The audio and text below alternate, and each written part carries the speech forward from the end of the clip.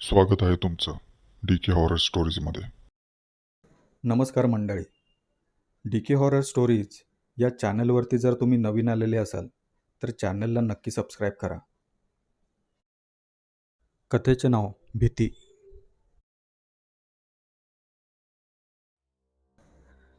प्रमिला दरवाजाजवळ उभी होती. बाहेर तिची आई आणि बाबा उभे होते. काही कारणानिमित्त त्यांना तातडीने रात्रीच पुण्यास निघावं लागत होतं. प्रमिला, नीट राहा.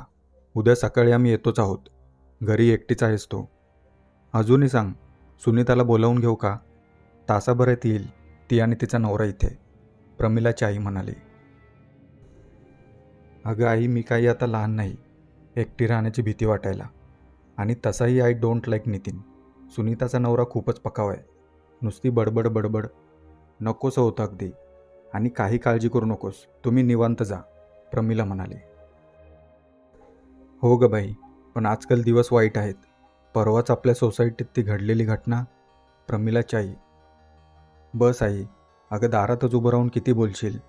पप्पा प्लीज. हो, अगं चल लवकर, आपल्याला लवकर पोचायचं आहे पुण्याला. आणि she is my brave girl, don't worry, चल. प्रमिलाच्या वडिलांनी जवळजवळ ओढतच प्रमिलाच्या आईला लिफ्टपर्यंत नेले. कडी लावून घे ग पमे, जाता जाता प्रमिलाची आई म्हणाली. ओके बाय, हॅप्पी जर्नी, असे म्हणत प्रमिलाने दार बंद करून घेतले. What a great relief. आज निवांत बोलता येईल अखिलसोबत. रात्रीचे 9 वाजले होते. प्रमिलाने TV ऑन केला. तिची आवडती मालिका संपतच आली होती. मालिका संपल्यावर तिने चॅनल सर्फ करायला सुरुवात केली. तिने झी न्यूज लावले. झटपट बातम्यांमध्ये त्यांच्या सोसायटीत घडलेलं चोरीचे प्रकरण दाखवत होते. परवा रात्री 24 जुलै रोजी वृंदावन कॉलनीत घडलेल्या खून आणि चोरी प्रकरणातील काही धागेदोरे पोलिसांच्या हाती सापडले आहेत. पोलिसांचा दावा आहे की ते लवकरच आरोपीला पकडण्यात यशस्वी होतील, पण अद्याप हा आरोपी फरारच आहे. नालायक हरामखोर. कोणी मारलं असेल मिस्टर आणि मिसेस रेवतेंना. चांगले होते दोघेही, प्रमिला बातमी बघता बघता बोलली. काही टुकार डेली सोप्स आणि बातम्या बघता बघता कधी 10 वाजले कळालेच नाही. प्रमिलाने TV बंद केला आणि किचनमध्ये आली. तिने जेवण गरम करून घेतले आणि ती जेवायला किचनमध्येच डायनिंग टेबलवर बसली. बाजूला मोबाईल ठेवला होता. अखिलचा मेसेज आला होता. हॅलो पमू, काय करतेस? जेवलीस का? अखिल. हाय अक्की, आता जेवतेच आहे, प्रमिला. प्रमिलाने जेवता जेवता अखिलसोबत चॅटिंग चालू ठेवले. रात्रीचे 10:30 वाजून गेले होते. जेवण खाणं आटोपून प्रमिला बेडरूममध्ये आली आणि अखिलला फोन लावला. प्रमिला आणि अखिल इकडच्या तिकडच्या गप्पांमध्ये रंगून गेले होते. रात्रीचे 11:30 वाजले होते. अखिल, रात्रीचे 11:30 वाजतायत. जवळपास 1 तास बोलतोय आपण, प्रमिला म्हणाली. काय बोलतेस? मला तर आत्ता कुठे 5 मिनिटं झाली असं वाटतंय, अखिल मिश्किलपणे म्हणाला. हो का, पण मला वेळेचं भान आहे बरं का महाशय. उद्या कॉलेजला जायचं आहे. सबमिशन्स चालू आहेत. फायनल इयर आहे. प्रमिला पुढे काही बोलणार इतक्यात दारावरची बेल वाजली. प्रमिला दचकून बेडवरून उठून बसली. काय ग, काय झालं? बोल ना, अखिल म्हणाला. अरे दारावर कोणीतरी आलं आहे. एवढ्या रात्री कोण असणार? आई बाबा तर परत नाही आले, प्रमिला म्हणाली. आले तर आले, मी थोडी घरात आहे, एवढं घाबरायला, अखिल हसत म्हणाला. शट अप, मी काही घाबरत वगैरे नाही, प्रमिला म्हणाली. आणि पुन्हा दारावरची बेल 2 वेळा वाजली. अक्की फोन चालू ठेवा, 2च मिनटं, प्रमिला बेडवरून उठत म्हणाली आणि दिवाणखान्यात आली. प्रमिलाने दरवाजाच्या विवर लेन्समधून बाहेर बघितले. सोसायटीचा गेटकीपर बाहेर उभा होता. अरे यार, आता हा कशाला आला असेल कडमडायला, प्रमिला वैतागून म्हणाली आणि तिने दरवाजा उघडला. क्या हुआ भैया, रात के 12 बज रहे हैं, प्रमिला सेफ्टी डोअरच्या आतूनच बोलली. पापा तो अभी घर, प्रमिला मध्येच थांबत बोलली. ठीक है, तुम जाओ, मैं ये चिट्ठी उनको दे दूंगी, असे म्हणत प्रमिलाने दरवाजा लावून घेतला आणि गेटकीपर तिथून निघून गेला. अखिलचा फोन चालूच होता. सॉरी हां अक्की, अरे तो गेटकीपर आला होता. त्याला बरं जाऊ दे, प्रमिला म्हणाली. Okay, no problem. By the way Pammu, तुमच्या सोसायटीत झालेला तो खून, त्याचे मारेकरी सापडले का? अखिलने विचारले. अरे नाही ना, तो मर्डरर अजूनही मोकाटच फिरतोय. चांगले होते रे बिचारे मिस्टर आणि मिसेस रेवते. वय झालं होतं. एकुलता एक मुलगा, अमेरिकेमध्ये सेटल, भरपूर गच्च प्रॉपर्टी. तरी गर्व नव्हता त्यांना. सगळ्यांशी कसे हसून खेळून राहायचे. असा राग येतोय ना त्या मर्डररचा, समोर आला तर, प्रमिला आवेशाने म्हणाली. ओ राणी झाशीबाई, काम डाऊन. घरी आज एकटीच आहेस, अखिल म्हणाला. सो मग काय झालं, घाबरते का काय कोणाला? प्रमिला म्हणाली. आत्ताच तर घाबरली होतीस ना, कोण आलं असेल आता, 12 वाजतायत वगैरे वगैरे, अखिल चिडवत म्हणाला. जस्ट शटअप, प्रमिला लटक्या रागात म्हणाली. ओके सॉरी पम्मू, बरं जाऊ दे सगळं. तू आता झोप, उद्या जायचं आहे ना तुला लवकर, अखिल तिला आठवण करून देत म्हणाला. हो यस, ठीक आहे, आपण उद्या बोलू. Bye, love you, good night, असे म्हणत प्रमिलाने फोन ठेवला. रात्रीचे 12:15 वाजले होते. प्रमिला दिवाणखान्यातील आणि किचनमधील लाईट्स बंद करते. नंतर ती बाथरूममध्ये जाते. बादलीमध्ये नळाचे पाणी सुरू करते आणि समोरील आरशात पाहत ब्रश करून घेते. हातापायांवर आणि तोंडावर थंड पाणी मारून घेते. काही वेळात ती नळ बंद करून बाहेर येते. रात्रीचे 12:30 वाजून गेले होते.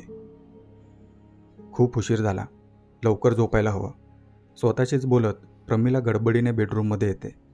बेडरूममधील लाईट्स बंद करून घेते. पांघरून अंगारू घेऊन झोपी जाते. रात्रीचे 2 वाजले होते. बाहेरील सोसायटीत चिडीचूप शांतता पसरली होती. प्रमिला गाढ झोपेत होती. Tick tock, tick talk. आवाजाने प्रमिलाची झोप मोड होते. प्रमिला डोळे चोळत उठते. मोबाईल जवळ घेऊन बघते. रात्रीचे 2 वाजले होते. आणि पुन्हा टिक टॉक, टिक टॉक. प्रमिलाच्या पोटात गोळा उठतो. कोणाच्या तरी चालण्याचा आवाज. घरात कोणीतरी शिरले आहे का? अरे बापरे, बाहेरची खिडकी बंद करायची विसरली की काय मगाशी? प्रमिलाच्या मानेवरचे केस ताठ होतात. प्रमिला बाजूच्या खिडकीतून बाहेर बघते. भयान अंधार आणि शांतता पसरली होती. आवाज मध्येच बंद होतो. प्रमिला बेडरूमच्या दरवाजाकडे डोळे विस्फारून बघते. आतून कडी लावली होती. ती तात्पुरता सुटकेचा निश्वास टाकते आणि पुन्हा टिक टॉक, टिक टॉक. आता प्रमिलाच्या छातीत धडधड वाढू लागली होती. काय करावे? अखिलला फोन करू? नको, अखिलला नको. मग पप्पांना? प्रमिलाच्या मनात द्वंद्व चालू होते. आवाज न करता प्रमिला बेडवरून उठते. बेडरूमच्या खिडकीपाशी येऊन खाली कोणी आहे का ते बघते. खाली कोणीच नसते. थोड्या पुढे अंतरावर तिची नजर जाते. सोसायटीच्या गेटपाशी कोणीतरी उभे असते. अंधारात त्याचा चेहरा नीट दिसत नव्हता. मुळात तो सरळ उभा आहे की पाठमोरा हेच कळत नव्हते. पण एकंदरीत त्या व्यक्तीने गुडघ्यापर्यंत लांब काळा कोट घातला आहे असे वाटत होते. गेटकीपर तर रात्रीच निघून गेला सुट्टीवर. का गेलाच नाही? नाही, हा तर गेटकीपर वाटत नाही. हा माणूस बराच उंच दिसतोय. पण तो जाऊ दे, घरात कोण शिरले? चोर तर नसेल? कल्पनेसरशी प्रमिलाच्या अंगातून भीतीची थंडगार लहर सळसळते. पुन्हा टिक टॉक, टिक टॉक. आवाज मध्येच बंद होत होता आणि पुन्हा चालू होत होता. प्रमिलाला आता स्वतःचाच राग येत होता. आपण काय घाबरतोय आपल्याच घरात, आणि हा जो कोणी आहे बिनधास्तपणे आपल्या घरात इकडे तिकडे फिरतोय. काय करावं? प्रमिलाचे विचारचक्र फिरत असताना बाहेरील आवाज बंद होतो. प्रमिला बाजूच्या टेबलवरील छोटा चिनी मातीचा फ्लॉवर पॉट हातात घेते आणि हळूहळू बेडरूमच्या दरवाजापाशी येते आणि दरवाजाला कान लावून बाहेरचा अंदाज घेते.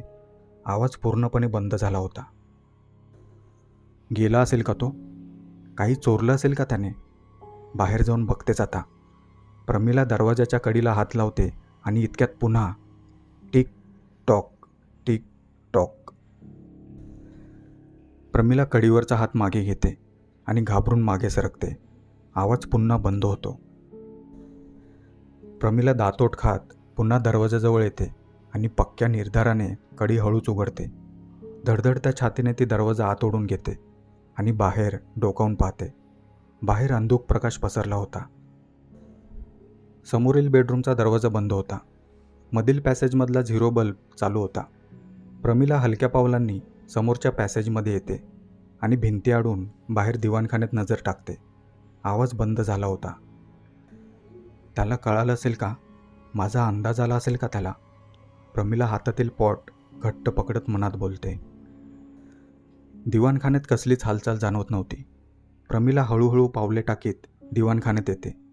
दिवाणखान्यात कोणीच नव्हते. बाजूच्या खिडकीतून अंधुक प्रकाश घरात येत होता. प्रमिला खिडकीजवळ येते आणि बाहेर बघण्याचा प्रयत्न करते आणि इतक्यात पुन्हा tick tock tick tock. Pramila आता गर्भगळीत होते. खिडकीजवळील पडद्यामागे प्रमिला सरते आणि लपून बसते. आवाज आतमधून येत होता. प्रमिला हातातील पॉट गच्च पकडते. कोणत्याही क्षणी तो बाहेर येईल. मला घाबरून चालणार नाही. Be brave Pramila. आवाज पुन्हा बंद होतो. प्रमिला सुटकेचा निश्वास टाकते. हळूहळू पडद्यामागून ती बाहेर येते. भिंतीला चिकटून हळूहळू पुढे सरकते. मधल्या पॅसेजपर्यंत येऊन पोचते आणि किचनमध्ये डोकावून पाहते. किचनमधील खिडकीतून बाहेरील स्ट्रीट लाईटचा अंधुक प्रकाश पडला होता. किचनमध्ये कोणीच नसते. प्रमिला किचनमध्ये डोकावत असतानाच पुन्हा आवाज येतो. Tick tock tick tock. Pramila घाबरून मागे सरकते. आवाज बाथरूमच्या दिशेने येत असतो. प्रमिला स्वतःला सावरते. मधील पॅसेज ओलांडून पुढे बाथरूमच्या दिशेने जाते.